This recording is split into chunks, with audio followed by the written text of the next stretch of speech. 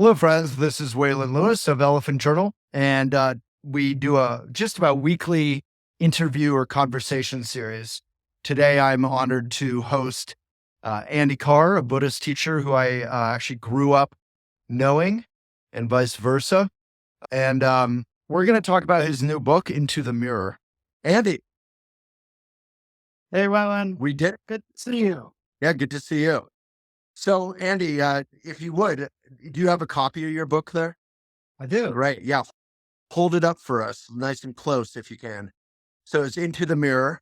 So what is this book about, and why were you inspired to go through the glorious and awful toil that is writing and publishing a book? Well, I do like writing. It's challenging, but I wouldn't say that it was awful. Oh, good. Um, there were a couple of reasons I wrote it. The I've been concerned for a long time about how Buddhism is meeting the modern world, and felt that there were some real issues that we weren't dealing with very well, and particularly with the materialism of the modern world, that we were bringing a lot of materialistic assumptions with us when we became Buddhists that were, I think, that are obstructive, that hinder our progress on the path. And by And materialism, you're not just talking about wanting things and money and all that.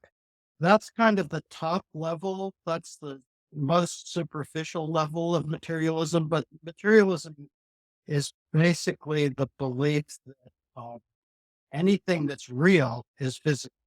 Anything that's real is material. Mm. And that puts the mind in a real secondary or almost dismissive or illusory position. So we get really confused about the causes of suffering and the causes of happiness and the causes of bondage and the causes of liberation. So from a Buddhist point of view, what are those causes? Because they are complex. Like in reality, obviously, not being able to pay your rent or afford food is a part of suffering and of reality for many people. Well, I think it's helpful to distinguish pain from Mm, suffering, mm. and um, bondage and liberation are a whole further level of suffering. But it's not, but that kind of liberation, the path of the Buddha, isn't just for the privileged, right? It's for all of us. I hope so. Yeah. Yeah. I don't think privilege get any special claim to liberation or freedom from suffering. Yeah. But yeah. So tell me about, so what is the theme of Into the Mirror in terms of how to relate to that materialism that we're all kind of in? Well, so a big chunk of it is examining the assumptions we have about the mind and about is an assumption that I think is so deeply ingrained that our brains are a dominant element of our reality. And that's funny because we never actually experience our brains. We Mhm. think about our brains, but that thinking is mental. And so, our notion of the brain and the mind can be quite distorted, that we think that our minds are dominated by our brains in a way that isn't really the case. So you're kind of saying like we're caught up in the neurosis or the thing, we're caught up in the neurosis or the thinking without actually being able to discern between being present and having that obsessive kind of Well, neurotic.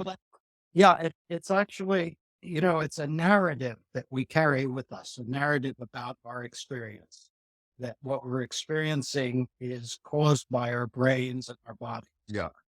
And, that narrative is limiting because if we really want to deal with the causes of suffering and the causes of bondage, we have to look directly at our minds, not at our brains. Mhm. If you're looking at your brain, you'll say, okay, well, probably I need to take some pharmaceutical to fix it, Mhm. or some illegal drug, or whatever it is.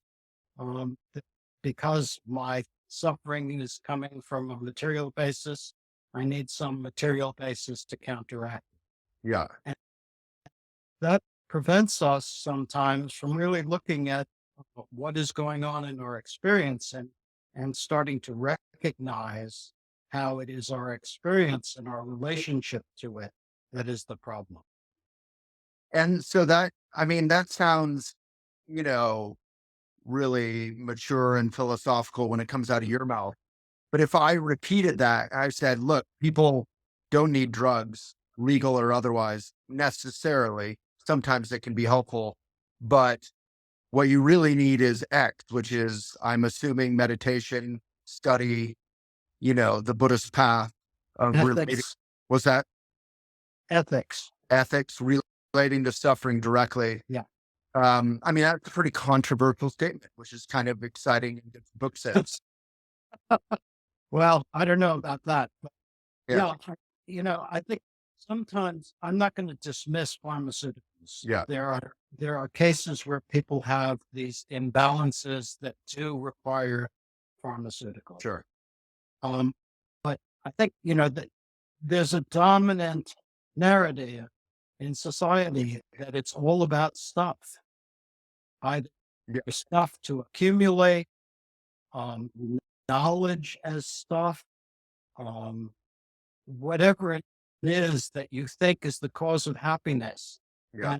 And what happens is not that these things are bad, but that the ignorance of what's happening in your mind when you crave these things is binding you, and um and deceiving you. You have this thought, or this projection, or this vision of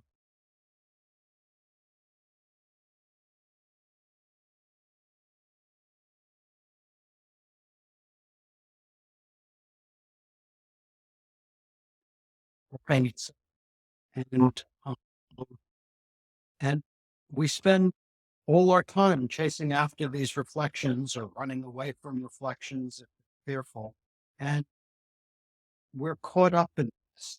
Yeah. and and the reflections are never going to be satisfactory. No. On the simplest level, if you think a new phone is going to make you happy, you get it. There's the moment of joy because you have the feeling of possession. And then a week later, it's not a new phone anymore.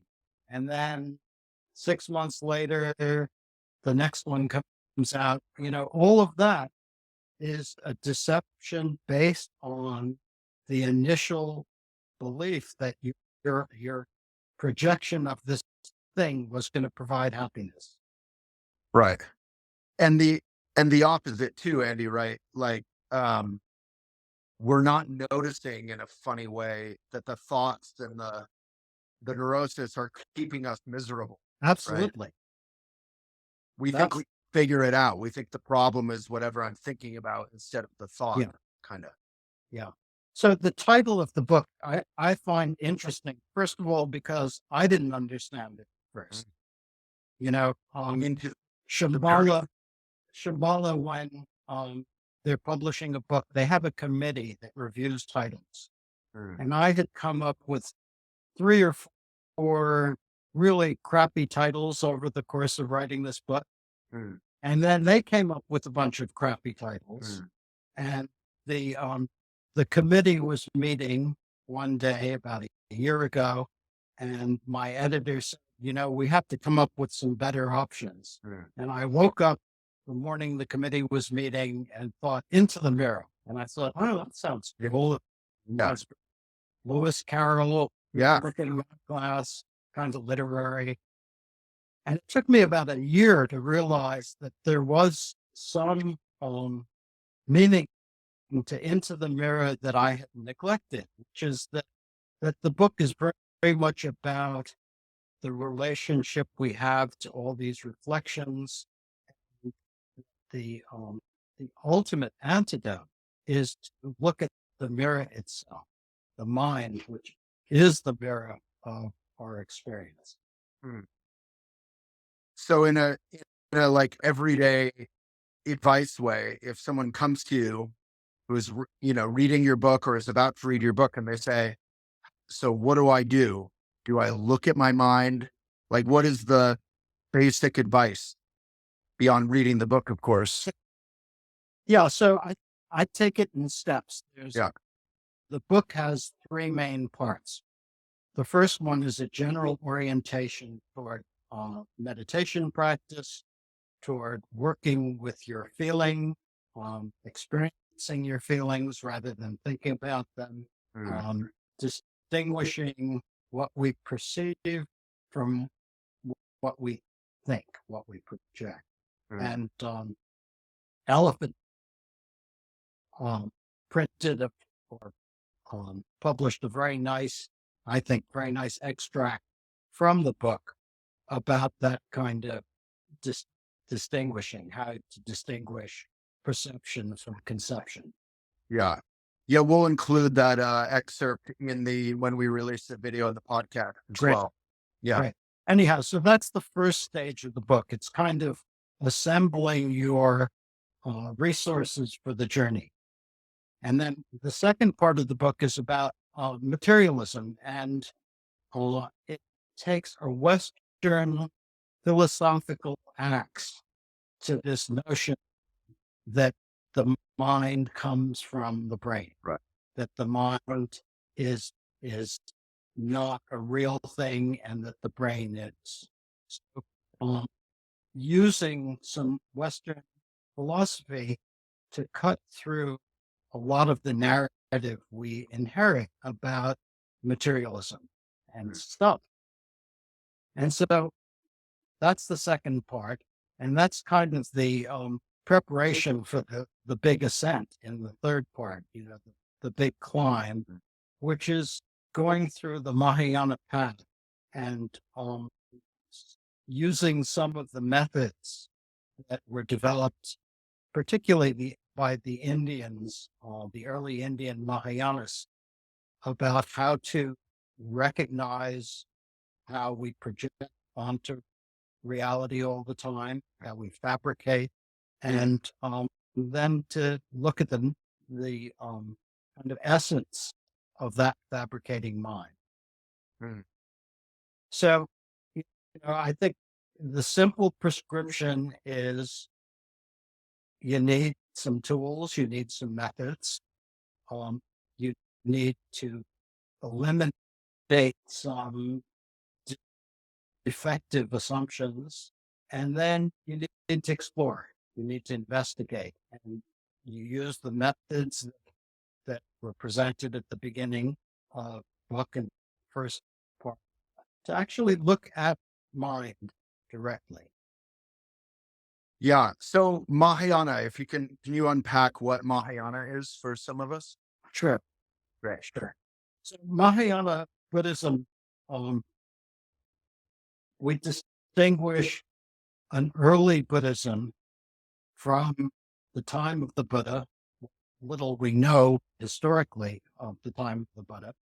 There's earliest forms of Buddhism which emphasize um, virtue and non-virtue and taming your mind. And, and they started to develop various ways of analyzing the mind and analyzing experience and deepening their understanding of reality. And then around the turn of the millennium, about 500 years after the time of Buddha, some people started to take this further and criticize some of the early Buddhist thinking as not going far enough, not going deep enough, and not seeing how the mind itself was empty of any of the reality we ascribe to it, and that um, our tendencies to project onto our experience some solidity, some permanence, was a big problem. It's of freezing our reality all the time, things in it, rather than being able to go along with the flow of that reality. Mm.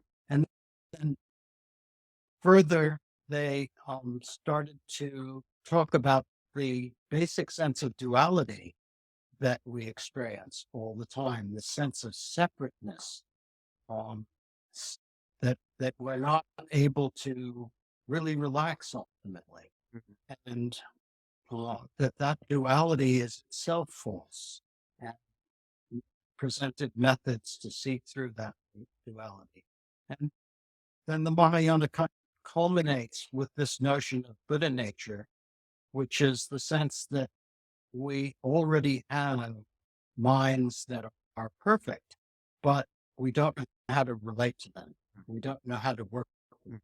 We don't know how to experience them. So there's ignorance that's covering over this perfection. And so the purpose of the path is not to become some super person or to gain something that you don't already have, but it's about recognition and eliminating the confusion that's covering over this wisdom. And so that that's the Mahayana path, and I think it developed quite organically in India. I think it was not some revolution that was tearing down the earlier Buddhism, Right. but it was just going further, and people were developing ways of teaching and, and thinking about reality that were more and more profound. And from the outside in, I grew up, as I mentioned in the beginning, in the same Buddhist community. Um, but if I were just hearing this for the first time, I'd say, well, this sounds like a really interesting, kind of cool philosophical path, and I need to read a bunch of books. But it's not just philosophy, right? What Yeah, makes it different? yeah, it's absolutely not just philosophy. Philosophy is helpful. Yeah, You know, it's helpful because we already have a lot of hidden philosophy that we carry around with us. right. The I assumption mean, you were mentioning. a lot of assumptions about how things are. Yeah, So the philosophy purpose of it is mainly to surface the assumptions that we carry and mostly to undermine them, to cut through them. So, interesting. Yeah. so that's one part. Um, More important or equally important is how to work directly with your experience. So not just think about it and understand it, but how to be with your experience. And that's what we call meditation.